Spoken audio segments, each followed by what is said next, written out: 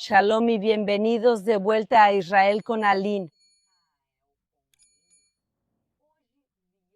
Hoy vinimos a conocer una de las 3 ciudades malditas por Jesús. Sean muy bienvenidos a Corazín. Vamos a conocer la arqueología impactante de este lugar, que incluye medusas, una silla de hipócritas y mucho más.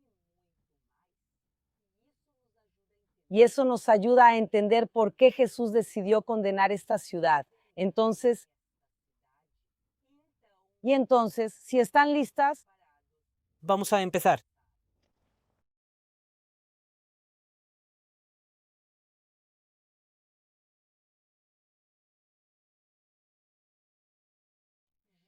Jesús maldice 3 ciudades: Cafarnaúm,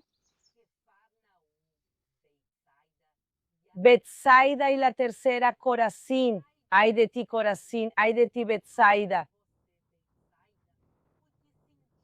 Porque si en Tiro y en Sidón se hubieran hecho los milagros que se hicieron en ustedes,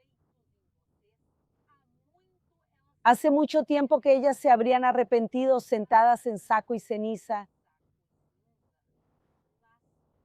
Pero en el juicio habrá menos rigor para Tiro y Sidón que para ustedes. Y tú, Cafarnaúm, piensas que serás elevada hasta el cielo, serás arrojada al infierno. Jesús condenó a estas 3 ciudades porque vieron muchos de los milagros de Jesús.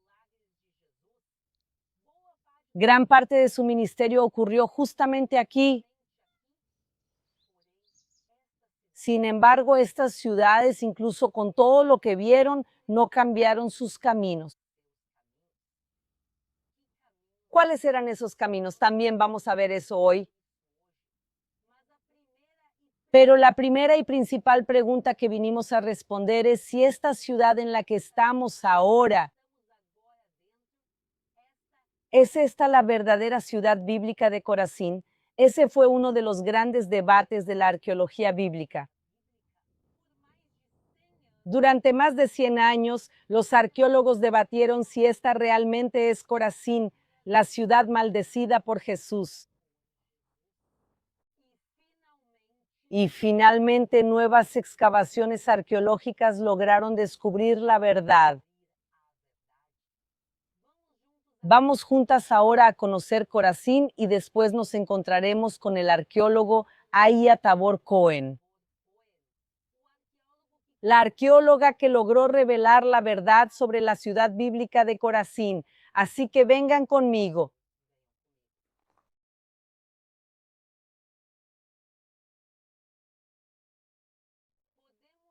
Podemos ver cómo estas casas y en realidad toda esta ciudad están construidas de piedras negras. Mírenlas aquí. Estas son piedras basálticas y tiene todo el sentido porque esta región específica dentro de Galilea, así como todas las colinas del Golán, están formadas de manera natural por piedra basáltica. Entonces la gente de aquí no iba a lugares lejanos a buscar piedras, sino que usaba los materiales que estaban disponibles alrededor. Y podemos ver pisos preservados, paredes, ventanas, pero hay algo que no está aquí. ¿Qué es lo que falta en esta ciudad? Los techos. ¿Dónde están los techos de las casas? Justamente toda la construcción de la casa estaba hecha de piedra basáltica local. Sin embargo, parte de los techos se hacía de la siguiente manera: se colocaban grandes troncos de madera de un extremo al otro, encima de eso se ponían ramas más pequeñas y sobre eso paja, y encima de eso todavía una capa más de barro, y todo eso era prensado.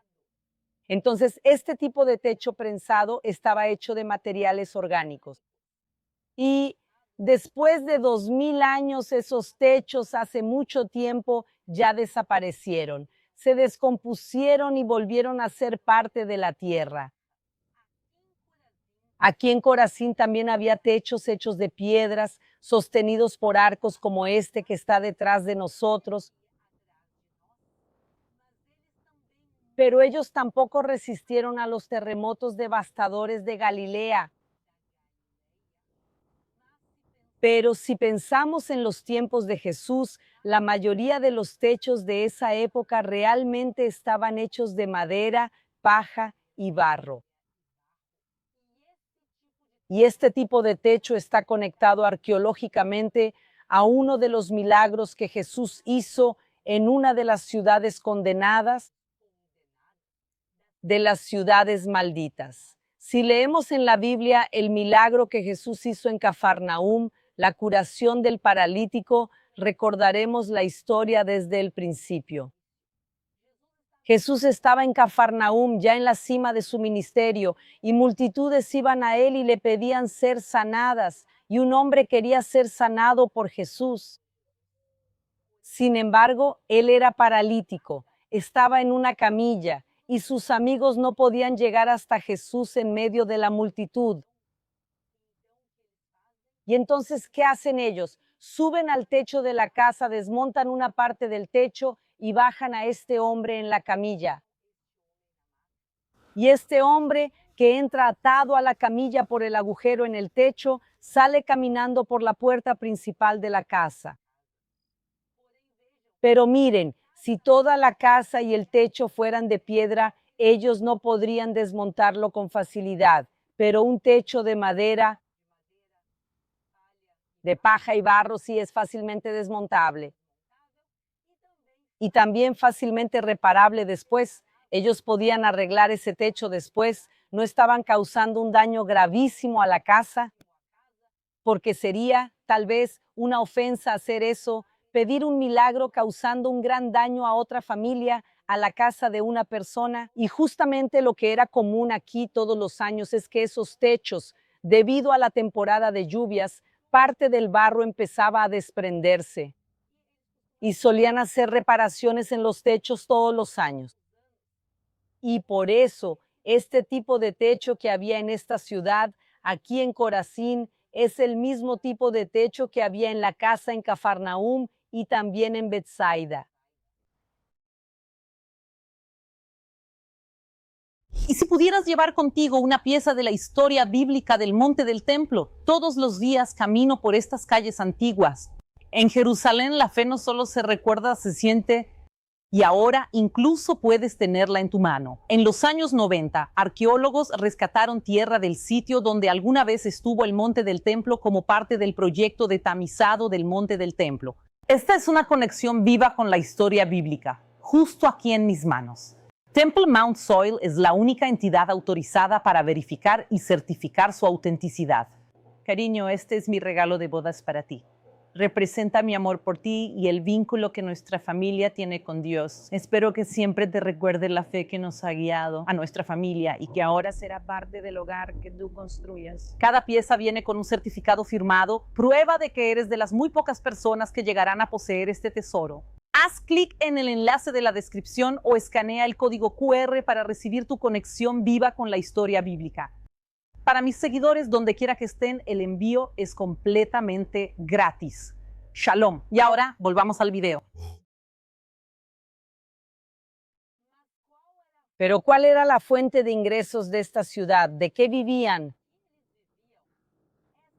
Esta no era una ciudad de pescadores, como en el caso de Betsaida y Cafarnaúm, que ambas están a la orilla del mar de Galilea, que podemos ver al fondo. Esta ciudad vivía de algo diferente que quiero mostrarles. Vengan conmigo.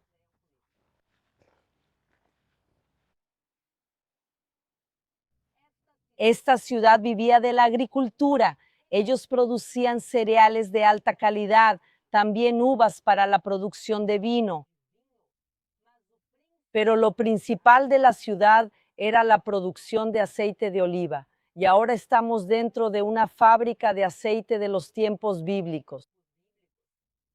Podemos ver aquí la prensa de aceite, cómo funcionaba. En esta área ellos ponían todas las aceitunas y entonces esta gran piedra giraba encima, aplastando las aceitunas y produciendo ¿qué? ¿Qué salía de esa producción? No era aceite, chicos, Era una mezcla de las cáscaras con los huesos y aceite, todo mezclado. Y entonces sacaban todas esas aceitunas literalmente prensadas. Las ponían en grandes canastos y el canasto funcionaba como una especie de colador, de filtro. Aquí las canastas se colocaban una encima de la otra y luego un gran madero con pesos de piedra. Apretaban esos canastos y ahora sí escurría el aceite. Podemos ver aquí, chicos, esta canaleta recogía el aceite y caía aquí dentro. Este es el espacio donde se guardaba todo el aceite. Y Corazín podía producir hasta 15 toneladas de aceite en cada temporada. Y eso generaba mucha riqueza para esta ciudad.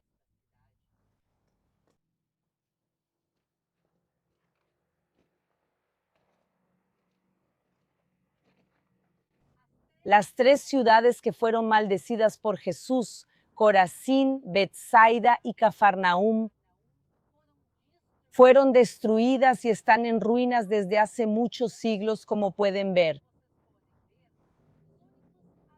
Los únicos habitantes son los Shvane y Sela, los damanes del cabo, que son estos animalitos aquí viviendo entre las piedras. Y las únicas voces que escuchamos aquí y que rompen el silencio son de los grupos de peregrinos y turistas que vienen a conocer el pasado de estas ciudades.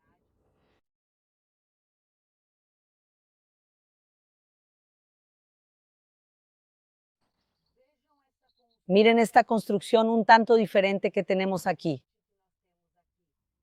Podemos ver algunos escalones que bajan y una especie de piscina llena de agua. Y por cierto, no fueron las personas que trabajan aquí en el Parque Nacional quienes la llenaron de agua. Este sistema de agua de los tiempos bíblicos sigue funcionando hasta el día de hoy. Es realmente impresionante.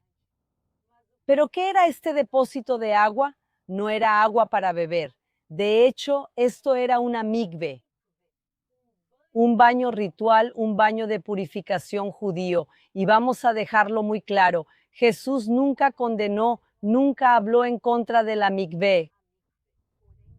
Sin embargo, Jesús enseña que lo que realmente importa no es lo que entra en el cuerpo ni la purificación externa. Lo que importa es lo que sale de él. ¿De qué servía que la gente aquí en Corazín, en los tiempos de Jesús, viniera a purificarse, se pusiera ropas purificadas, pero saliera de aquí y haciendo solo Dios sabe qué? Y por eso precisamente la purificación de esta ciudad muchas veces era externa, pero lo que había dentro no siempre era compatible. Y ahora vamos a ir al lugar más importante de la ciudad, la sinagoga. Porque sabemos que Jesús enseñó en la sinagoga de Corazín. ¿Vamos a buscarla?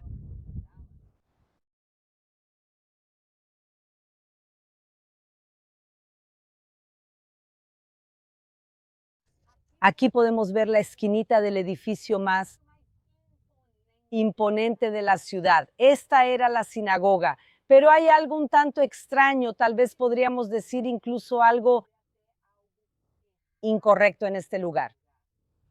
Vean que todas estas piedras, todo lo que les voy a mostrar aquí afuera, estas piedras estaban o del lado de adentro o en la fachada de la sinagoga. Sin duda alguna, esto era parte de esta sinagoga, pero vengan aquí, miren de cerca. Podemos ver aquí imágenes humanas y varias de ellas. Y la pregunta es, ¿qué hacen imágenes humanas en una casa de adoración a Dios? La Biblia nos dice claramente, no tendrás imágenes. Pero si ustedes piensan que eso es extraño, esperen a ver lo que hay en esta otra piedra. Si avanzamos unos metros aquí, podemos ver más. Un rostro. Miren aquí, chicos, este es el rostro de una mujer y alrededor hay algo un poco extraño. Esto de aquí, chicos, no es el sol, esto es una medusa. Sí, la medusa de la mitología grecorromana, una mujer con cabellos de serpiente, que todos aquellos que la miraban se convertían en piedra. Chicos, ¿qué hace una mitología pagana en una sinagoga? Y la respuesta es, no estamos seguras. Pero tal vez esto esté conectado con la esencia de las personas de esta ciudad. Una esencia quizá no solo orientada a Dios, sino también acostumbrada a otras imágenes y tal vez a la idolatría. Entonces, tal vez esto sea una pequeña explicación de lo que vemos, pero ahora vamos a entrar en la sinagoga. Antes de que este vendaval continúe, vamos a descubrir qué más está mal en este lugar.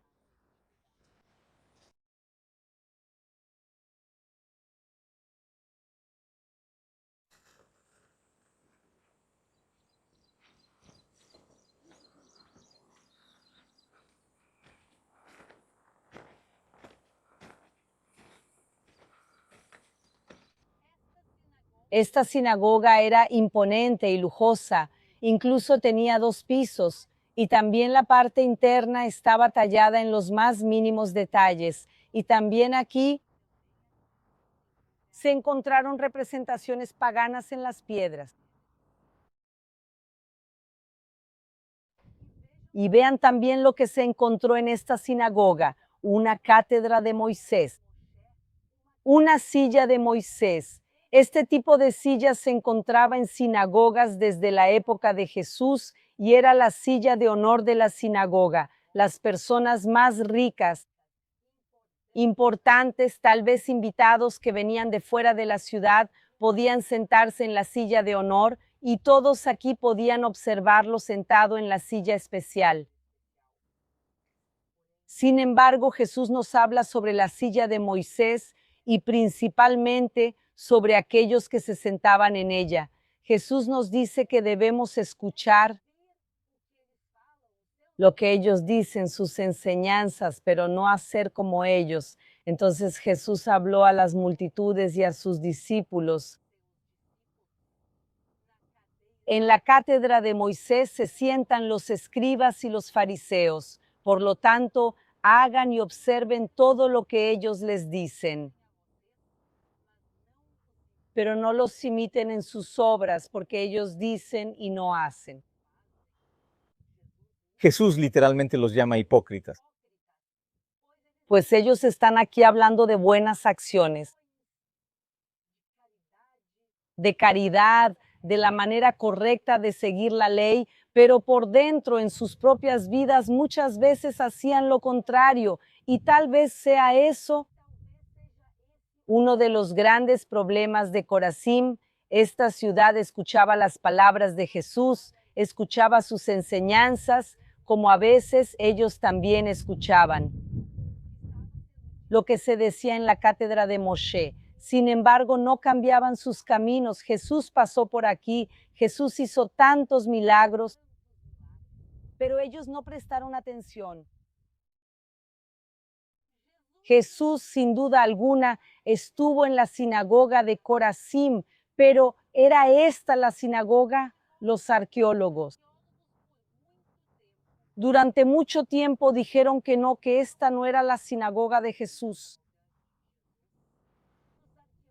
Los arqueólogos que excavaron esta sinagoga en el pasado llegaron a la conclusión de que solo fue construida en el período bizantino,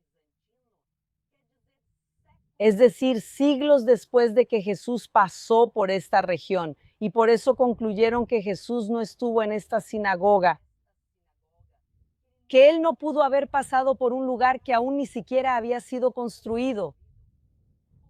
Sin embargo, nuevas excavaciones arqueológicas están revolucionando este pensamiento, y quien realizó estas excavaciones es el arqueólogo Ahia Cohen Tabor. Shalom.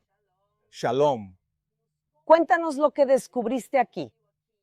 Entonces mi trabajo como arqueólogo es excavar debajo, mirar por debajo, porque las capas están una encima de la otra. O sea, cuando la gente vive en el mismo lugar durante cientos o miles de años, los edificios se acumulan uno encima del otro.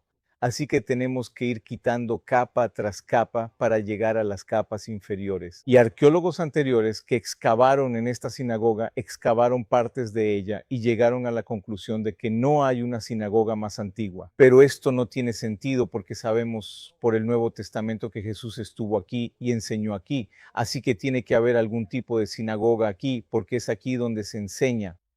Y lo que realmente hicimos fue excavar debajo del piso buscando nuevos hallazgos. Eso podría enseñarnos sobre un edificio anterior que sería el predecesor de este edificio, la posterior sinagoga bizantina. Podemos ver en las excavaciones arqueológicas de otras sinagogas aquí en Galilea, y lo que vemos son capas y capas de sinagogas. Por ejemplo, en el Monte Arbel, que también es un lugar bíblico muy importante, existía una sinagoga. Por alguna razón fue destruida o estaba muy dañada. La desmontaron y construyeron otra encima y otra encima. En Arbel hay 5 capas de sinagogas y tampoco es el único ejemplo. Por eso lo que Agía imaginó es que si aquí hay una sinagoga, el lugar más lógico para que haya otra sinagoga es debajo de nuestros pies. Pero otra vez, los arqueólogos que llegaron aquí en los años 60 dijeron que debajo del piso no había nada, simplemente había rocas y piedras. Pero ya no era arqueología y Agía fue el primero en realmente levantar ese piso y quiero que él nos lo cuente. Como antes tuvimos arqueólogos excavando aquí, primero tuvimos que evitar cualquier cosa que ellos hayan excavado y que pudieran haber estropeado. Y en segundo lugar, tenemos que ser muy cuidadosos, porque sabemos que las sinagogas de la época de Jesús se construían de manera mucho menos elaborada que las sinagogas posteriores, porque eran más parecidas a casas que a templos. Así que lo que tienes que buscar son restos muy delicados, muy pequeños. Lo que encontramos al levantar esto es, primero, que la sinagoga tenía 2 etapas dentro de sí misma. Fue arruinada y reconstruida, así que significa que, como dijiste, hay niveles que cambian. Y esto nos animó porque pensamos, está bien, si esto tiene varios niveles, tal vez haya otro nivel debajo de este. Y quitamos este nivel, bajamos otra capa. Y lo que encontramos ahí son restos que nos indican que este es el lugar donde estaba la antigua sinagoga. La cuestión es que cuando construyeron esta sinagoga 400 años después de Jesús, tuvieron que construirla de forma sólida. Lo que hicieron fue quitar la mayor parte de lo que había antes y construyeron enormes bloques de basalto para nivelarlo, y esto cubrió todo lo que había antes. Pero dentro de esos bloques encontramos monedas y encontramos cerámica. ¿Por qué es importante eso? Porque la cerámica y las monedas se pueden fechar. Podemos fecharlas y decir, ok, esto es de la época de Jesús. Y aquí tengo una moneda que encontramos aquí. Y esta es una moneda del primer siglo antes de Cristo, justo antes de la época de Jesús. Y esto es lo que encuentras. Y puedes ver que tiene una palmera. Aquí hay una palmera y aquí hay trigo. Y esto está fechado justo antes de la época de Jesús. Eso significa que había gente aquí en ese tiempo. Y esto es lo que encuentras debajo del suelo. Eso significa que tenemos restos de la época de Jesús e incluso de antes de Jesús aquí. Chicos, estoy emocionada, de verdad. Estoy tocando una moneda que estaba debajo del piso de esta sinagoga. Y esta moneda es anterior a Jesús, un poco anterior a Jesús, como él nos contó. Quiere decir que alguien ya había dejado caer esta moneda y ya había sido enterrada en los tiempos de Jesús. Y fue redescubierta por Agía y por todos los arqueólogos de este proyecto. Es realmente increíble. No solo necesitas la datación, la cerámica y la moneda, los pequeños hallazgos, también necesitas la arquitectura. Pero el problema aquí es que ellos, cuando construyeron esta sinagoga siglos después, arruinaron todo. Así que lo que buscamos son pistas de construcciones anteriores. Los arqueólogos que excavaron aquí antes tenían razón. No hay muros debajo de nuestro piso, pero podemos encontrar restos de la antigua sinagoga. Y esto es lo que tenemos alrededor de este edificio. Todos los detalles, toda la arquitectura que vimos de la sinagoga de antes, que era extremadamente trabajada, tallada, como por ejemplo la medusa, Se descubrió que esto era del período bizantino, quiere decir que es posterior a Jesús. La sinagoga verdadera de los tiempos de Jesús era mucho más sencilla, no tenía todas esas decoraciones y detalles. Y por eso ahora vamos a buscar juntos, Ahía nos va a ayudar a buscar las piedras originales de la sinagoga de los tiempos de Jesús. Podemos incluso decir que estas piedras tal vez vieron y escucharon a Jesús cuando él estaba aquí enseñando, o al menos intentando enseñar a estas personas. Y vamos a poder ver estas piedras y conectarnos con el paso de Jesús aquí. Entonces, ¿puedes ayudarnos a encontrar las piedras originales? Vamos, entonces vamos a buscarlo. Muchas gracias.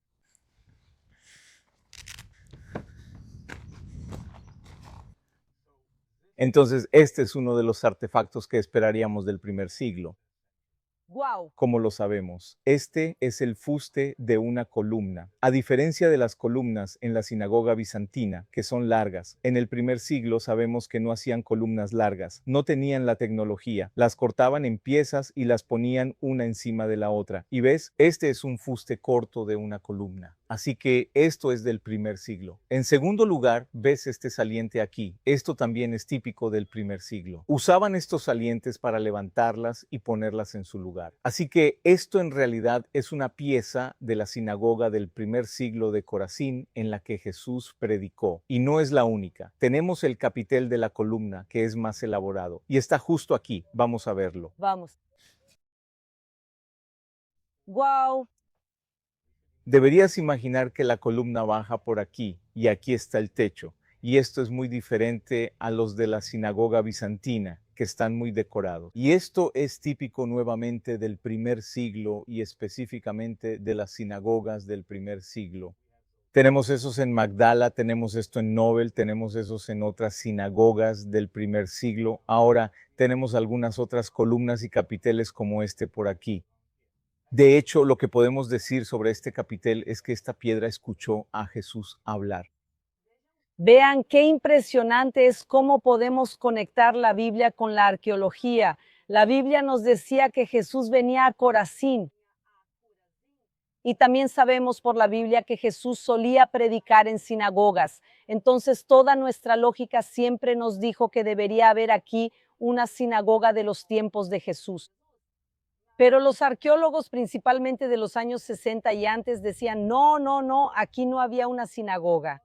Y estamos viendo la evolución de la arqueología. Y ahora estamos con el arqueólogo, uno de los más renombrados de Israel, contándonos con sus propias palabras, amigos, no solo con las mías, que Jesús estuvo en esta, literalmente, en esta sinagoga, y que esta piedra probablemente escuchó las palabras y las enseñanzas que no siempre entraban en los oídos de quienes estaban aquí, pero él estuvo aquí. Él intentó hablar con la ciudad, intentó cambiar sus caminos, pero como sabemos por el final de la historia bíblica y también por el trágico final de esta ciudad, es que la ciudad no cambió sus caminos.